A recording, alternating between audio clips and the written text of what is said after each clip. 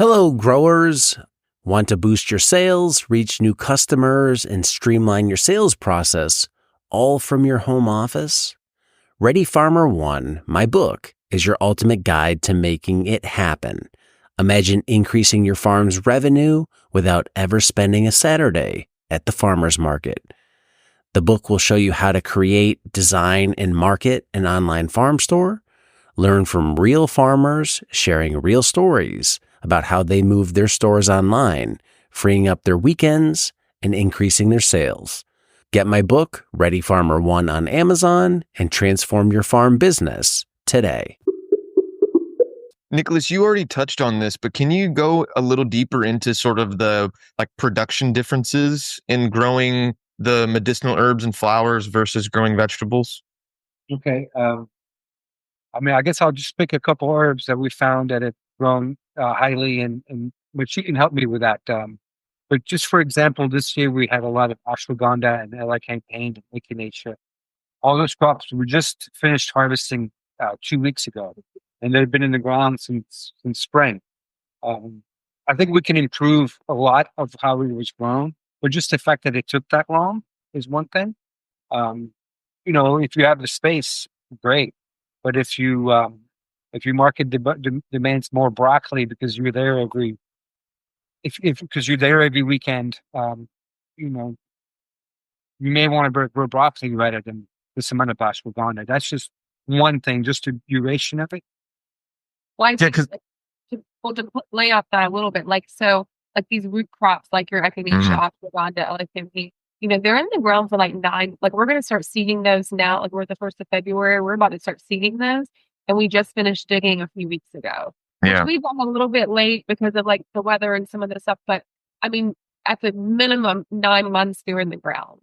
So you're looking at at the same time as like a ginger turmeric crop, almost maybe a little longer. So you do have to have the space.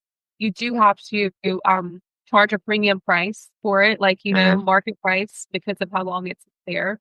And some of your mint family herbs are obviously like a cut and, harvest and reharvest. So those are a little different, like your perennials like that. But with some of these root crops and things, you do have to consider how long they're going to be there. And the seeding takes longer. For the germination rate is a lot slower on medicinal herbs. Like I can't tell you how many times I've looked at something for weeks and like, where are you? Where are you? And then remind myself, I had an herbal teacher that was like, chamomile is not kale. Like it's not going to pop up. Like your herbs are not going to pop up like a kale or a broccoli or a lettuce or something. Like it's going to take longer. So they're a little trickier to seed. So some of that's different again. I mean, that's one of the main, and then also just because it's fresh on our minds, but we grow a lot of hibiscus. Hibiscus get very big. So getting rid of the hibiscus so you want to plant something else. We've pulled them in the past. This year we mowed them down and we kind of working in the soil, but then you're left with these big bumps, these big roots. That you have to rake out. And so, it's different than a crop of, tomatoes or peppers. It's a plant that you can easily manage. Hibiscus is big. It's hard to get out. That's the difference. What's sort of the ratio of perennial to annual plants on the medicinal side? There's more annual. 60 annual, 40% perennial. And has that, and shifting to adding more perennial things, has that changed sort of, obviously you have to dedicate space. It's going to be there long term versus, being able to be like, well, this bed, we're having some soil issues. Maybe we just need to pull this out, retill it, do another rotation of something else. How has moving to having more perennial plants, how has that changed sort of like the production mindset or flow of everything? I feel like a lot of the perennial, a lot of them went into spaces on the farm that they were kind of dormant, like that we weren't using. So some of these perennial beds we started did not have annual crops in them. So like the original garden and some of those. So getting some of those back into production. So we weren't really taking up space. We don't grow any herbs in the high tunnels. So like he didn't mention, we have 28 high tunnels for people that don't know here. So That's like the prime real estate, as Nicholas says. So all the herbs, they don't need to be in high tunnel. Like they could be outside. They're already like Mhm. they're good. They're not as sensitive as your like tomatoes, peppers, things like that. And so we reserve that space for the vegetable production still, other than calendula we do grow in high tunnels. So I think that's but Well, and also you have to some herbs do better in partial shade. So Mhm. like some of the perennial stuff is kind of shady, where it's it's not as good for vegetable production where you need more sun.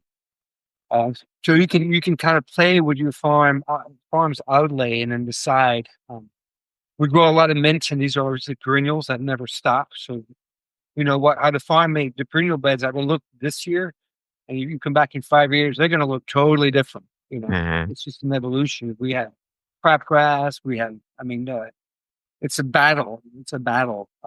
I think something too about the medicinal says that we have 175 acres, but we've got 8 acres inside deer fencing. And then on the back part of the property where we grow, we've got like movable electric deer fencing. The 8 acres has permanent deer fencing. And so the deer don't eat a lot of medicinal herbs. So it is something that you can do outside the deer fencing and kind of leave it. So that's something that we're looking to as we expand more, is to go out, where the deer pressure will be an issue, because a lot of those medicinals, they won't.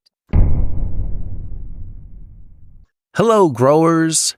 Say goodbye to heavy sandbags and hello to Modern Growers Quick Hoops Low Tunnels.